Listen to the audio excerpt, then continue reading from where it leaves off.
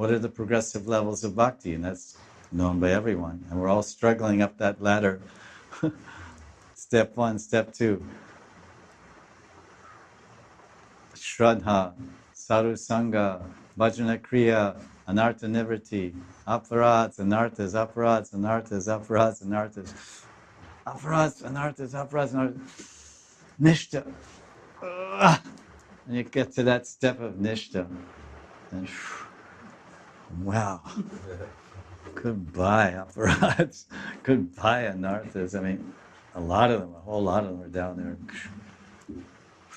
Let me just take a breath. Nishta.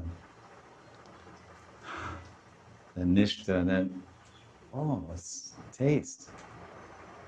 Joy, peace, relief. Shubhada. Then gradually, asakti, then bhava. So everywhere there's the gradation, there's incremental steps of advancement, even to the level of perfection of prema, and that's being revealed in Madhurya Kadambani.